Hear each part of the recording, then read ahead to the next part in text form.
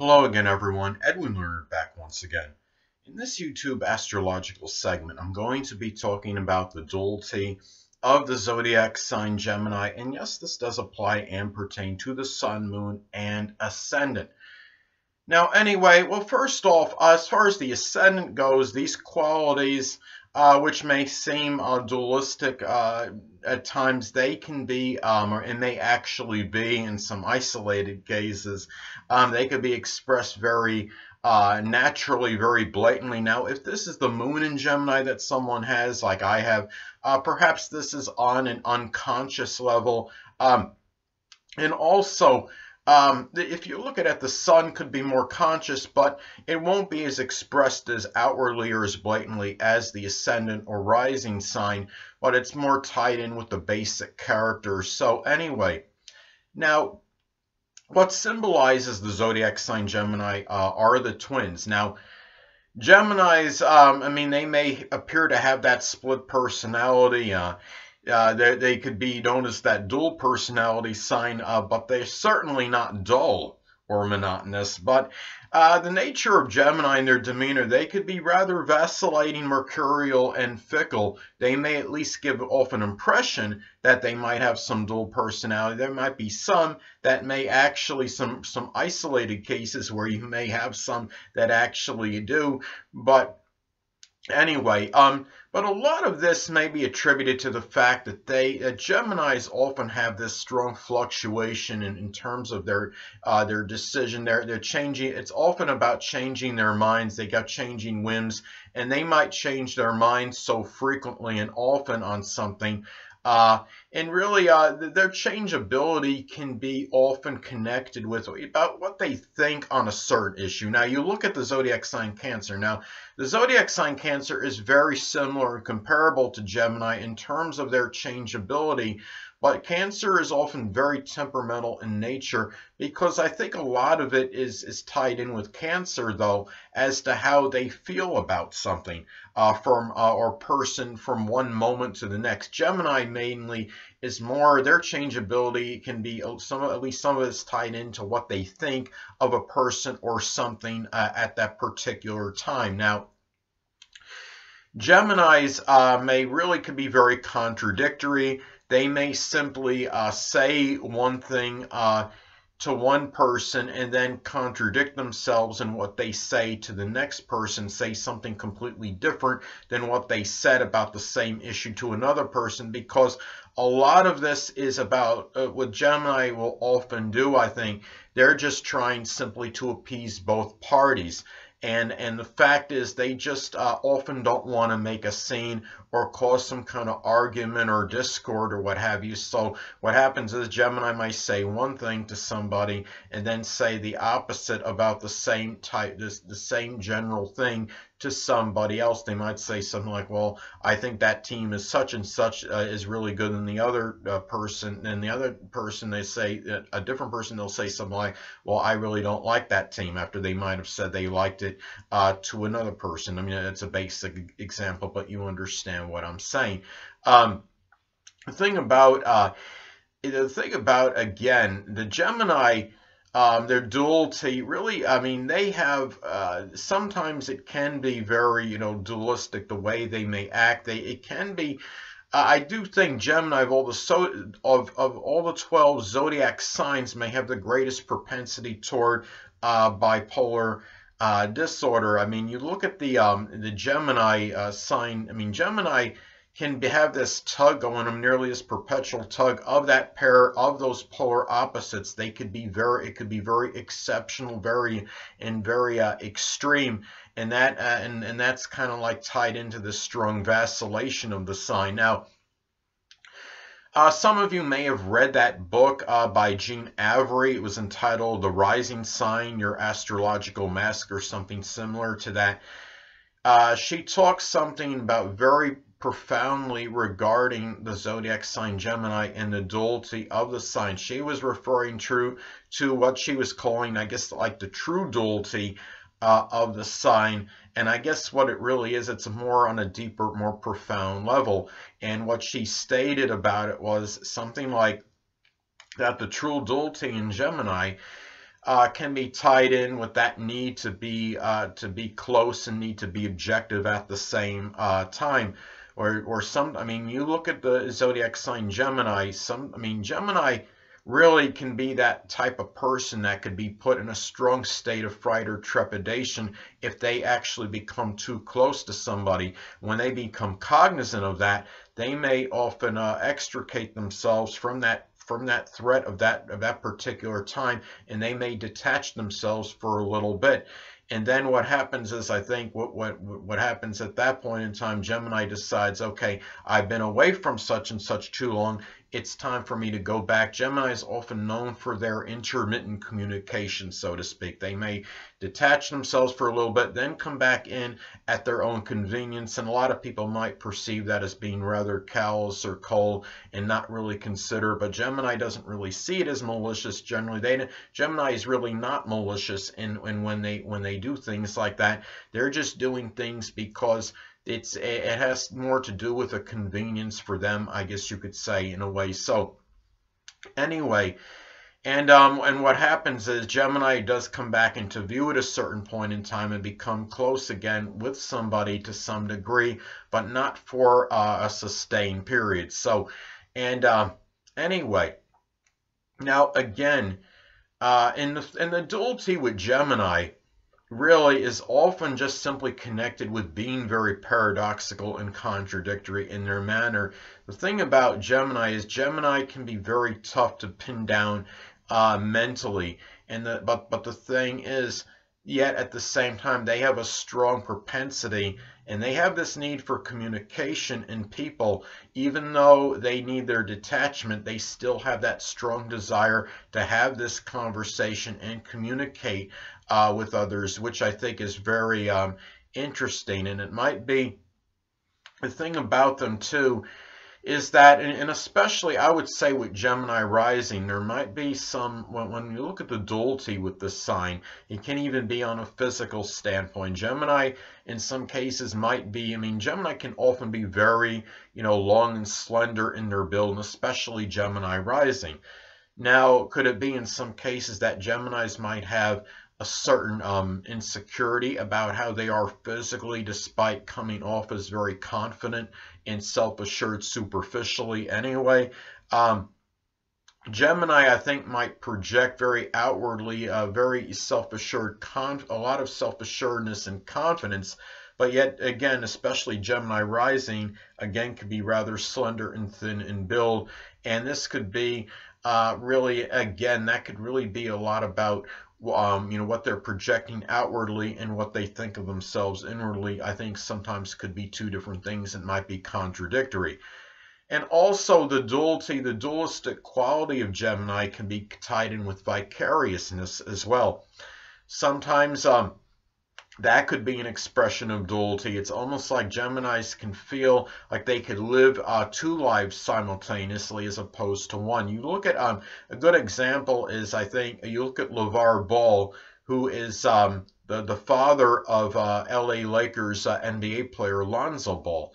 And LeVar Ball likely has a moon in Gemini depending on his birth time. Now, I think in a way he may be living through his son's fame and success and notoriety, which he's often, LeVar Ball seems like he's been on a lot of shows that Lonzo Ball has been on very frequently, and I think he feels like compelled to help promote him and be connected with him no matter virtually everything Lonzo Ball does to get some kind of public acclaim or attention, whether it's on an interview or what have you. LeVar Ball has often been right by him, and I understand some of that just attributed to being a protective parent or what have you, but I think a lot of it too is I really do believe that LeVar Ball may be living vicariously through his son's success, so it wouldn't surprise me if Lonzo Ball does have the moon in Gemini as opposed to a moon in Cancer, and of course that's dependent on time of birth. Now,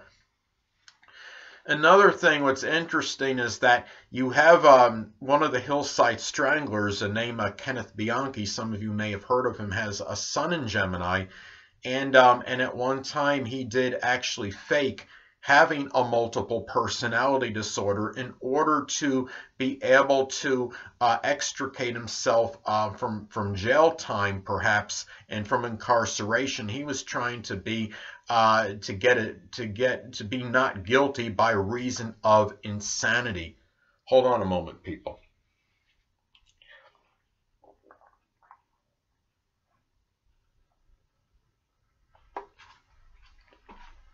Sorry about that, I'm back. So, I mean, it's interesting, it's very ironic that he would actually, Kenneth Bianchi would pretend to have a multiple personality disorder in order to try to get himself out of possible incarceration and jail time. Now, the thing about it is he eventually acknowledged, I believe that he was faking that in order to try to get himself out of jail time and to get what he would see is, I mean, to be found not guilty due to by reason of insanity. So anyway, now another thing is I want to talk about there's one famous person, celebrity actor that comes to mind who really seems to be a prototypical Gemini rising, and that is actor Matthew McConaughey, who has Gemini rising. Now, I mean, I love him in movies, and Matthew McConaughey seems like a really cool person, good disposition, whatever. But he does seem to me to have a very mercurial, fickle personality. Now, when I was looking at his chart, now his Gemini rising falls at a focal point of a mutable T-square configuration. Now, the North Node in Pisces in his 10th house is making which is really could be connected with, you know, really an acting career, fantastical, you know, that's connected with fantasy, which could be tied, which could be acting, and also a lot of self-sacrifice, perhaps in connection with his timeless career, makes an opposition to his Virgo moon in the 4th house. So that could be like a very, you know, that pull between the two could be that, you know, the Pisces in the North Node in Pisces in the 10th house, that you know, the future tied into some kind of an acting career, perhaps making the opposition again to the Virgo moon in the 4th house, which could be that emotional need for fitness and health, and perhaps with people close to home or what have you. So I mean, and also about keeping the emotionally, perhaps to keeping the family life organized. And the fact that the Gemini rising, Gemini ascendant falls at that focal point of that mutable T-square configuration, that tells me that perhaps because that could be the focal point of a mutable T-square, of course, could be that point of over-accentuation, overemphasis, and that overcompensation. And the fact that Gemini rising falls at that indicates to me that perhaps that could be causing a lot of perhaps negative Gemini rising characteristics to come out, a lot of high-strung, excitable energy, and really what I think, and also Gemini too, I've noticed that in some case they could be rather rather irritable as well. A lot of that is attributed to all that information, I think, going around inside their head. And the thing about it is, and I think perhaps this could be bring out a lot of fickle mercurial energy, perhaps with Matthew McConaughey, and again the very high-strung and excitable energy, of course, coming out very outwardly and blatantly, and unfortunately trying to maybe spread oneself way too thin, on a very intense level, given that not only, I mean, this Gemini rising, but because it's at that focal point of that mutable T-square configuration. So again, I think that can manifest one spreading oneself way too thin, perhaps, and maybe in some cases literally, but it could cause some very prodigious irritability, I think. And I think that maybe is how it may be expressed with him. I mean, I've seen Matthew McConaughey and you know, in some show, like they would show some footage of him on like TMZ, and there was one moment he was waving friendly to somebody on, and I believe that was TMZ, and then there was another time where apparently I think it was TMZ that was on, presumably was his property at some beach or whatever, and he got became very exasperated because I'm sure TMZ probably was persistently going onto his property, and Matt McConaughey just kind of walked up to him and said, "Hey, you're going to be stupid. You're going to be stupid." I guess tried to intimidate the cameraman. But anyway, but the point I'm making is, though, he does strike me as somebody that could be very changeable and very mercurial and fickle, but I think he does epitomize a lot of that Gemini energy. Now, going back to, again, where as far as, you know, anything else that's connected with the duality of the zodiac sign Gemini, well, I think another way this manifests with Gemini is the fact that sometimes Geminis can be very animated and enthusiastic about somebody or something one moment, then the next moment they could be really, they might be just apathetic about the person or something or what have you. So and again, this is attributed to a lot of vacillation in thought. And also, again, I think a lot of the double-sidedness with the zodiac sign Gemini, another example is, and how this is expressed and conveyed with them, is that often Geminis, I believe, because they're not really known to be malicious or to be belligerent or be mean, they, by trying to be nice, they often, I think, will tell people what they want to hear, as opposed to expressing the veritable truth, given that they are the opposite sign of Sagittarius. And Sagittarius, of course, is going to be very voracious, and sometimes to the point where they may actually demoralize others. Now, also, too, and another thing, too, and this is not to apply that Gemini is necessarily promiscuous, but with Gemini, though, is that, again, Gemini, they have this thing about, I call twosies. They like to have, I think, often, whether it's twos of a certain kind of possession, this could actually apply to relationships as well. Gemini, more so than the other zodiac signs, I believe, on average, can have a propensity, I think, to love two people on a romantic level simultaneously. They just may feel this need to have two as opposed to one. It just maybe, and I think some cases it could be attributed to Gemini's restlessness, or I should say their boredom, the fact that one person, one significant other could be perhaps monotonous after a while. Life might become very mundane for Gemini if they just get stuck with one person. So I think the tendency or proclivity with Gemini is to have sometimes that other person on the side. And in a lot of, I'm not stereotyping Gemini by any means, but I think in a lot of instances that's how it works out with Gemini. Now, another thing about Gemini too is that they are really, the thing about Gemini is that we look, I think one last thing I want to get about this with Gemini is that Gemini could be known to be superficial, right? The thing about it is, sadly, a lot of us will look at Gemini superficially. And what we'll do is, we look at the symbol of the twins, and I think there's some people that just, you know, because they haven't looked deeply into the zodiac signs, that some people will just automatically think, well, that means that Geminis, you know, all Geminis are dual-natured and have a dual personality and this, and which is not the case. It's just, the thing about it is that Geminis are just very, I mean, often very changeable in their nature. And again, a lot of that is attributed to, you know, what they think of somebody or something for one moment to the next. And that's really what it comes down to, I think, for Gemini as well. And sometimes Gemini will be one way with the person and then they go another way. Sometimes it's because of boredom, because of their restlessness, because they disdain monotony.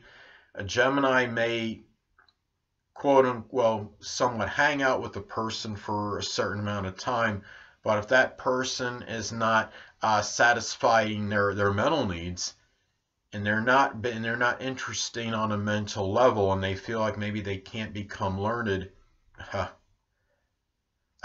know, really they feel they're learned people generally.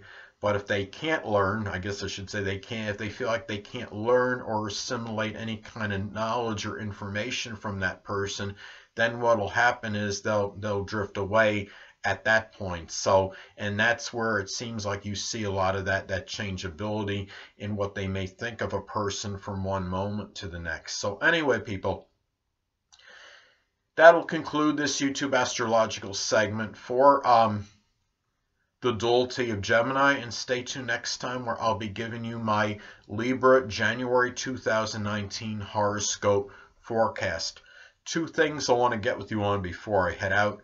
Firstly, the stars may impel but do not compel. And secondly, never isolate any single astrological element, aspect, planetary placement, position, configuration, influence, or what have you, and make an analysis of a person, astrologically speaking, based on this alone, because astrologically speaking, the person is the sum of all their components in their natal chart and not just one.